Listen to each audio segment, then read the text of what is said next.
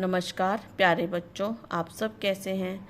आप सबका अपने चैनल लर्न बाय फन में स्वागत है। आज की इस वीडियो में हम ज्ञान प्रवाह के पाठ नंबर 17 यक्ष के प्रश्न के बारे में पढ़ेंगे। प्रस्तुत प्रसंग महाभारत महाकाव्य से लिया गया है। इस पाठ में बताया गया है किस प्रकार कौरवों ने छल करके पांडवों से उनका सब कुछ छीन लिया और उन्हें वनवास भेज दिया।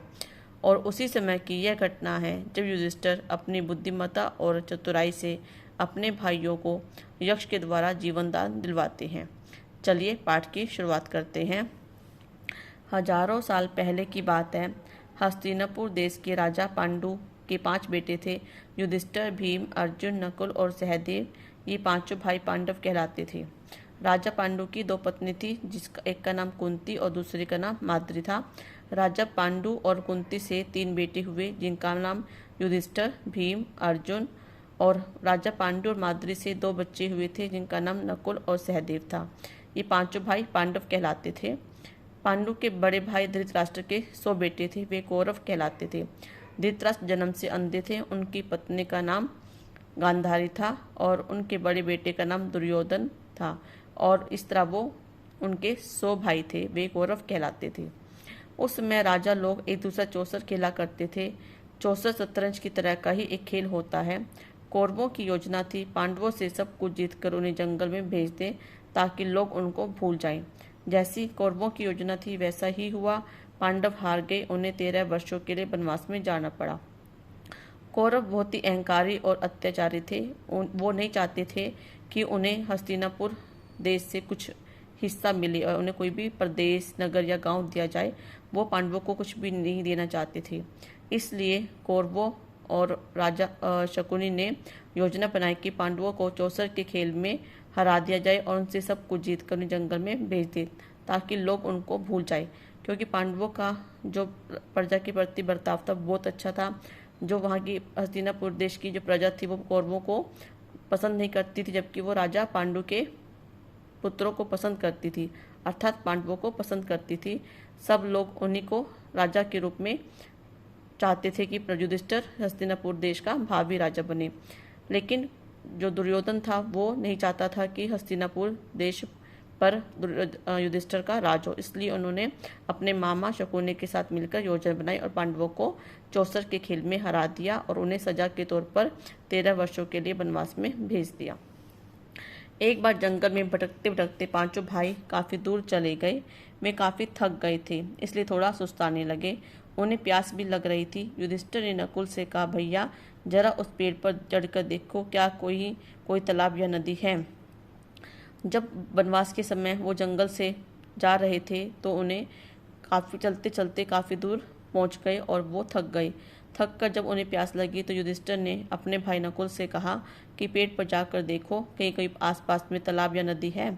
नकुल ने पेड़ पर चढ़कर देखा। उतर कर बताया, कुछ दूरी पर ऐसे पौधे दिखाई दे रहे हैं जो पानी के नज़दीक ही उगते हैं। आसपास कुछ बगुले भी बैठे हुए हैं, वहीं कहीं पानी अवश्य होगा। तो नकुल पेड़ पर चढ़ा और उसने जाकर ऊपर चढ़कर देखा कि कुछ ऐसे पौधे हैं जो पानी के पास ही उगते हैं, और उसने बताया कि आसपास में बगुले भी हैं, अर्थात आसपास कहीं ना कोई पानी का साधन या स्रोत होगा। युधिष्ठिर ने कहा, जाकर देखो और पानी मिले तो ले आओ। नकुल भाई की बात मानकर चल पड़ा। उसका अनुमान सही था। थोड़ी दूरी पर एक जलाशय था। जलाशय मतलब तालाब। नकुल ने सोचा, पहले अपनी प्यास बुझा लूं, फिर पानी ले चलूंगा। यह सोचकर उसने अपने दोनों हाथों की अंजुली में पानी भरा। जैसे ही वह पानी पीने लगा, इतने में एक आवाज़ आई, हे माद्री के पुत्र, यह मेरा जलाशय है। पहले मेरे प्रश्नों का उत्तर दो, फिर पानी पियो। नकुल को इतनी तेज प्यास लगी थी, उसने आवाज़ का ध्यान नहीं दिया और पानी पी लिया। पानी पीते ही चक्कर सा आया और वह वहीं पर गिर पड़ा। इस प्रकार युधिष्ठिर को छोड़ सभी भाई वहां गए और बेहोश हो गए। युधिष्ठिर अकेले बैठे बैठे घबराने लगे। आखिरकार खुद भाइयों को पता लगाने का निश्चय किया। नकुल को जब पता चला कि पास में कोई जलाशय या तालाब होगा तो पानी पीने के लिए वो आगे बढ़ा। तो उसने जैसे ही अपने दोनों हाथों की अंजलि में पानी भरा तो उसे आवाज़ सुनाई दी कि हे माद्री के पुत्र, यह मेरा तालाब है। पहले मेरे प्रश्नों का उत्तर दो, फिर पानी पीना। लेकिन नकुल ने उसकी आवाज़ की तरफ ध्यान नहीं दिया और प्यास लगने के कारण पानी पी लिया। पानी पीते ही वो बेहोश हो गया और जमीन पर गिर पड़ा। इसी प्रकार अर्जुन, सहदेव, भीम सभी वहाँ पर पानी की तलाश में आए और पानी पीने लगे और उन्होंने यक्ष की आवाज़ को अनसुना कर दिया, जिसके कारण सभी भाई बेहोश हो गए। युधिष्ठिर अकेले बैठे बैठे घबराने लगे कि आखिरकार उनके भाई अब तक पानी लेकर क्यों नहीं आए। तो उन्होंने खुद ही निश्चय किया कि वो अपने भाइयों का पता लगाएंगे। भाइयों को खोजते खोजते वे भी उसी विषैले तालाब के पास पहुंच गए जहां उनके चारों भाई बेजान पड़े थे। बेजान मतलब जिसमें जान नहीं होती। भाइयों की यह हालत देखकर उन्हें बहुत दुख हुआ। उन्होंने ध्यान से देखा, सोचने लगे, आसपास धरती पर किसी शत्रु का कोई निशान नहीं, लड़ने का भी कोई चिन्ह नहीं। शायद यह कौरवों की चाल है, शायद किसी माया या जादू के कारण मेरे भाइयों की ऐसी हालत हो गई है, वरना उन्हें हराना इतना आसान काम नहीं है। पहले प्यास बुझा लूं, फिर जांच करता हूँ। यह सोचकर वे भी पानी पीने लगे। उन्हें भी वही वाणी सुनाई दी। वाणी मतलब आवाज़। युधिष्ठिर समझ के यह कोई यक्ष है। युधिष्ठिर ने कहा, ठीक है, आपको जो प्रश्न पूछना है पूछिए, मैं उनके उत्तर देकर ही पानी पीऊँगा। यक्ष ने प्रश्न पूछना शुरू कर दिया। जब युधिष्ठिर अकेले पड़ गए तो उन्होंने भाइयों को ढूंढने का निश्चय किया और भाइयों को ढूंढते ढूंढते वो एक तालाब के पास पहुंच गए जहाँ पर चारों भाई बेजान पड़े थे। जब उन्होंने अपने भाई को ऐसी हालत में देखा तो उन्हें बहुत दुख हुआ और सोचने लगे कि शायद किसी शत्रु ने उन पर कोई आक्रमण कर दिया हो या कोई जंगली जानवर उन्हें मारकर चला ना गया हो। लेकिन जब उन्होंने देखा कि लड़ने का कोई चिन्ह नहीं है, शत्रु का भी कोई निशान नहीं है, तो उन्हें लगा कि यह कोई माया या जादू है या फिर कौरवों की चाल है ताकि उनके भाइयों को नुकसान पहुंचे। फिर युधिष्ठिर ने सोचा कि मैं पहले पानी पी लेता हूँ, फिर जांच पड़ताल करता हूँ आखिर मेरे भाइयों के साथ ऐसा क्या हुआ है। जैसे ही वो पानी पीने लगे तो उन्हें भी यक्ष की आवाज़ सुनाई दी। वो समझ गए कि यक्ष हैं। युधिष्ठिर ने कहा कि पानी बाद में पीऊँगा, पहले आप अपने प्रश्न पूछिए। तो यक्ष ने प्रश्न पूछना शुरू कर दिया। यक्ष पूछते हैं, मनुष्य का साथ कौन देता है? युधिष्ठिर ने उत्तर दिया, धैर्य ही मनुष्य का साथ देता है। धैर्य मतलब धीरज। उसके बाद है यक्ष, कौन सा शास्त्र या विद्या है जिसका अध्ययन करके मनुष्य बुद्धिमान बनता है? युधिष्ठिर कहते हैं, कोई भी शास्त्र ऐसा नहीं है, ज्ञानी लोगों की संगति से ही मनुष्य बुद्धिमान बनता है। यक्ष, किस चीज़ को गवाकर मनुष्य धनी बनता है? युधिष्ठिर कहते हैं, लालच को। लालच क्या होता है बच्चों? जैसे कि हमारे पास 2 टॉफ़ी हैं और हम चाहते हैं कि हमारे पास 5 हो जाए, तो वो क्या होता है? 3 और चीज़ को पाने की लालसा। अगर हम लालच को छोड़ देंगे तो हम क्या बन जाएंगे? धनी। यक्ष, किस चीज़ के खो जाने से मनुष्य दुखी नहीं होता? युधिष्ठिर कहते हैं, क्रोध के खो जाने पर, यानी कि गुस्सा भूल जाने पर। अगर हम गुस्सा करने छोड़ देंगे, जैसे हम हर छोटी छोटी बात पे गुस्सा होते हैं और हम गुस्सा करना छोड़ देंगे तो हमें कभी भी दुखी नहीं होना पड़ेगा। यक्ष पूछते हैं, किसके छूट जाने से मनुष्य को सब पसंद करने लगते हैं? युधिष्ठिर कहते हैं, अहंकार के छूट जाने पे।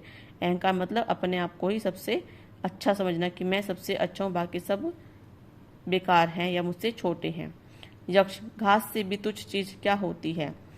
युधिष्ठिर कहते हैं, चिंता। चिंता क्या? घास से भी तुच्छ होती है। तुच्छ मतलब छोटी। यक्ष, हवा से भी तेज चलने वाला कौन है? युधिष्ठिर कहते हैं, मन।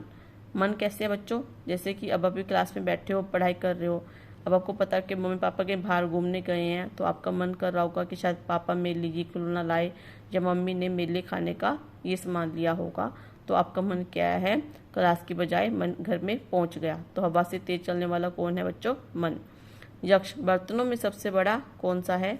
युधिष्ठिर कहते हैं, भूमि ही सबसे बड़ा बर्तन है, इसमें सब कुछ समा सकता है। देखो बच्चों, भूमि क्या बहुत बड़ी है, इसका कोई आदि नहीं है, कोई अंत नहीं है।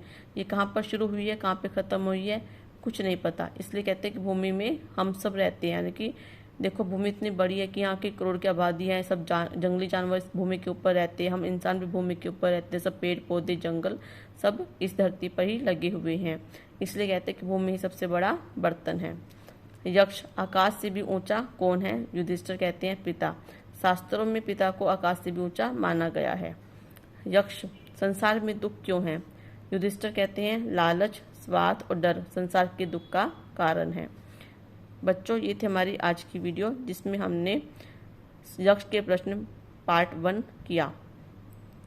बच्चों, इस पाठ से हमें क्या शिक्षा मिलती है कि युधिष्ठिर किस प्रकार अपने भाइयों को बुरी हालत में देखता है लेकिन वो घबराता नहीं है, और उसने किस प्रकार अपनी बुद्धिमत्ता से और चतुराई से यक्ष के प्रश्नों का सही उत्तर दिया। इसलिए हमें भी मुसीबत में घबराना नहीं चाहिए और धैर्य के साथ काम लेना चाहिए। बच्चों, ये थे हमारी आज की वीडियो। आपको आज की वीडियो कैसी लगी प्लीज़ मुझे कमेंट सेक्शन में लिखकर ज़रूर बताइएगा। धन्यवाद।